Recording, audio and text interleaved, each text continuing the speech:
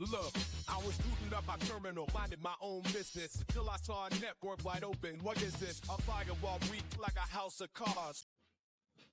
This is the adulting module of ethical hacking: paperwork, scoping, rules, and risk. The fun tools come later.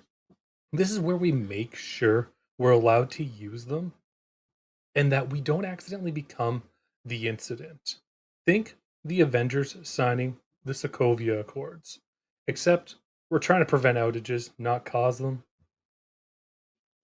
Our core outcome: you'll be able to create the preliminary documents that make a pen test legitimate: scope, rules of engagement, agreements, and professionalism and expectations.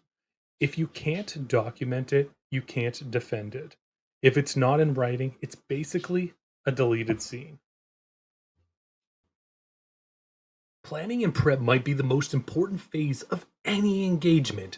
If scope is vague, you get scope creep, client conflict, or legal trouble. This phase is risk control. Your work becomes repeatable, explainable, and safer for the client. This is the GRC triangle. Governance is who has authority and accountability. Risk is what could happen and how bad it is. Compliance is what you must demonstrate to auditors, insurers, regulators, or contracts. Pen testing lives inside these constraints. GRC is the game rules. It's the menu you can't skip. Quick translation: Red Team mimics threat actors to expose weaknesses across tech, people, and physical security. Blue Team is your defenders, the SOC. Incident response, InfoSec planning is where you decide how loud you're allowed to be and how you'll coordinate so you don't look like a real intrusion. Before you touch a single tool, you lock down the basics: who the report is for, the rules of engagement, comms channels and escalation path, what resource you need, budget, technical constraints, and disclaimers. These aren't admin chores. They're controls that prevent chaos. Sometimes the business isn't doing this because it's fun. They're doing it because they have to. Many standards require third-party testing and even provide checklist expectations. And privacy regs like GDPR change how you collect, store, and move data. Your job includes not creating a privacy incident while having a vulnerability or hunting one. Handle data like it's the one ring to rule them all. Finance? It's data trust at the industrial scale. Customer info and transaction integrity are the product. That's why the sector has heavier security expectations. Prevent fraud, protect identities, keep critical infrastructure stable. Banks are like Gringotts. Security is serious, and failures are not forgiven politely. In finance, you'll see named obligations like GLBA, FFIEC guidance, FDIC materials, and NYDFS cybersecurity regulation.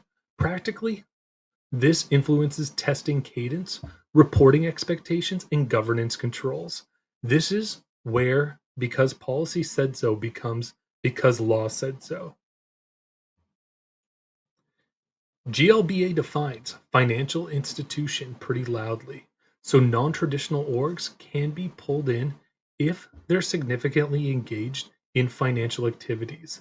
That means scoping starts with: who are you? What do you process? And what rules apply? Surprise compliance is the plot twist that nobody enjoys. Many regs explicitly push periodic testing plus ongoing assessments, and they expect monitoring, testing to align to the org's risk assessment. A once a year scan usually isn't a mature program. Security isn't a yearly dentist visit. It's brushing your teeth every single day. Healthcare. It introduces patient safety and privacy stakes. The HIPAA security rule focuses on safeguards for electronic protected health info, EPHI. Guidance tends to highlight vulnerability management and ransomware resilience. In healthcare, your plan should minimize exposure risk, least data collection, tight retention, strong encryption. We're here to fix holes and not create new ones. PCI DSS is the big one for card data. If you store, process, transmit card data, or even impact the security of the environment, PCI shows up fast. Penalties can be real, and responsibility doesn't disappear just because a third party is involved. Here's the hinge, the PAN. It's the defining factor. If the PAN is stored, processed, or transmitted, PCI applies. If it isn't, PCI may not apply. And if other elements travel within PAN, name, service code, expiry, those must be protected too. You got to remember, sensitive authentication data may never be stored post authorization, even encrypted. Just because you can store it doesn't mean you're allowed to. This is where we talk about what data exists. Chip, Megstrip, security codes. As a tester, you're mapping where this stuff can appear. Apps, logs, backups, third parties. LUN gets mentioned because validation logic shows up in real systems and logs, and it's used for things beyond cards, including the Canadian social insurance number in some contexts. Most regulations converge on a few themes: segmentation and isolation, strong authorization, multi-factor authentication, key management, monitoring, and testing. Your plan should map tests, steps to these controls and themes. Different fandoms, the same tropes. Testing, it's jurisdiction sensitive. Laws vary by country. And travel can complicate it. Can complicate what you're allowed to do. The bottom line is, always have clear written permission. Also, businesses will impose tool constraints. Don't test that system because it's fragile. Don't run that payload because it might corrupt the production environment. Professionalism is shown by how well you work within the constraints. It's like a stealth mission. Loud tools fail the objective. There's some legal speak you got to be familiar with. SLAs, NDAs, SOWs, MSAs, confidentiality and authorization terms. These define what you can do and what happens if something goes sideways. If third-party infrastructure is involved, ISP, cloud providers, vendors, you may need their written authorization too.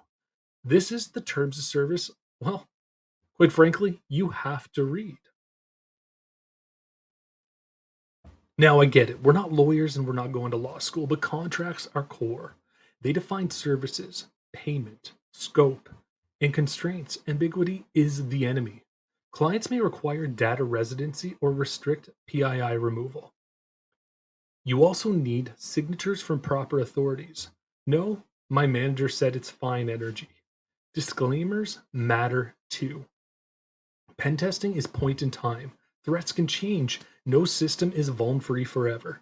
And the client owns remediation decisions. Security is maintenance, not a one-time spell. Translation time. Now we translate all this into real-world work. Rules of engagement define conditions.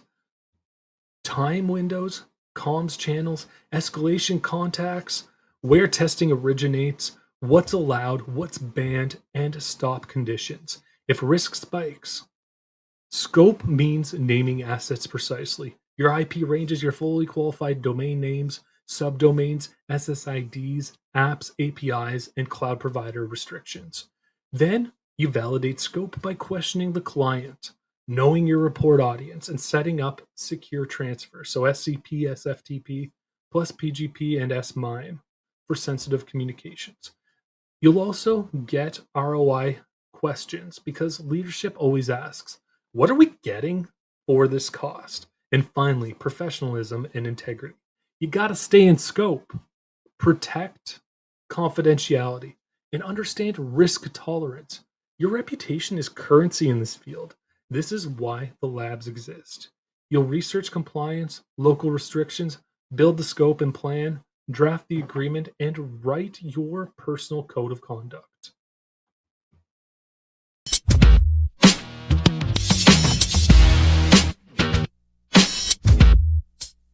Look, I was shooting up my terminal, minding my own business, till I saw a network wide open. What is this? A firewall weak like a house of cards.